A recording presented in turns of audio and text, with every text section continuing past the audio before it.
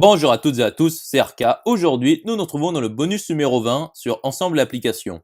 Donc aujourd'hui, nous allons nous intéresser à une propriété sur la réunion. Rentrons alors dans le vif du sujet. Donc soit E non vide, et soit J avec I appartenant à grand I appartenant à E puissance grand I quelconque, avec grand I non nécessairement fini, ni même dénombrable. Donc considérons la somme des J pour I appartenant à grand I qui est égale à l'union pour I appartenant à grand I des ensembles de X pour X appartenant à J. Donc, posons pour I appartenant à grand I, LI, l'ensemble des X tel que X appartient à J. Donc, la somme des J pour I appartenant à grand I est égale à l'union des LI pour I appartenant à grand I. Donc, démontrons que le cardinal de l'union pour I appartenant à grand I de J est inférieur ou égal à la cardinal de la somme des J pour I appartenant à grand I. Donc, nous avons déjà montré que pour tout IJ de grand I2, I différent de J implique que LI inter LJ est vide. Donc, nous l'avons démontré dans le cours sur les espaces topologiques. Donc, cardinal de I appartient à N étoile et pour tout I, cardinal de LI appartient à N étoile implique que cardinal de la somme pour I appartenant à grand I des JI est égal à cardinal de l'union pour I appartenant à grand I des LI qui est égal à la somme pour I appartenant à grand I du cardinal de LI. Poursuivons la démonstration. Donc, montrons que pour tout I de grand I, cardinal de LI est égal à cardinal de JI. Donc, soit I appartenant à grand I quelconque. Et soit psi, une application de J dans LI, qui est associée à X, IX. Et soit P appartenant à LI quelconque. Donc, il existe X appartenant à J tel que P égale X, qui est égal à psi de X. Et soit XY appartenant à JI2, tel que psi de X est égal à psi de Y. Donc, IX est égal à IY. Et donc, X égale Y. Donc, psi est bijective.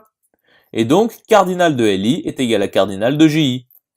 Donc, cardinal de grand I appartient à N étoile implique que cardinal de la somme pour I appartenant à grand I des JI est égal à cardinal de l'union pour I appartenant à grand I des LI qui est égal à la somme pour I appartenant à grand I des cardinals de JI.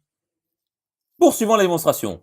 Nous pouvons alors définir par rapport à ce que nous avons réalisé précédemment l'application mu de la somme pour I appartenant à grand I des JI dans grand I croix l'union pour I appartenant à grand I de JI qui est associée à P, IX, tel que P est égal à X. Donc il s'agit d'une injection canonique.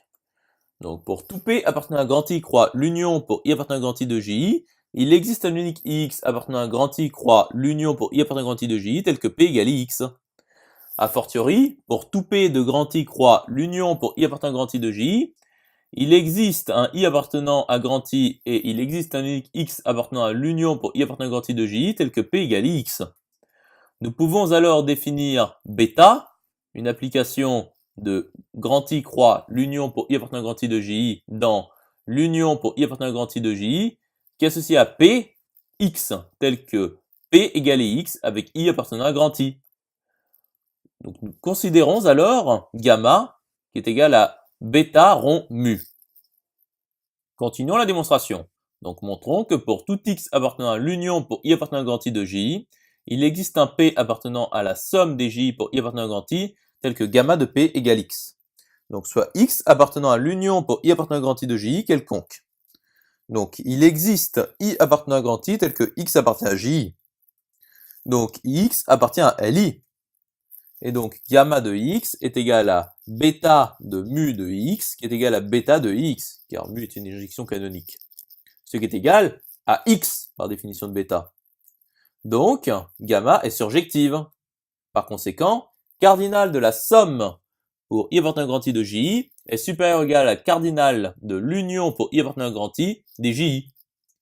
C'est-à-dire, cardinal de l'union pour I appartenant à grand I de JI est inférieur ou égal à cardinal de la somme pour I appartenant à grand I de JI.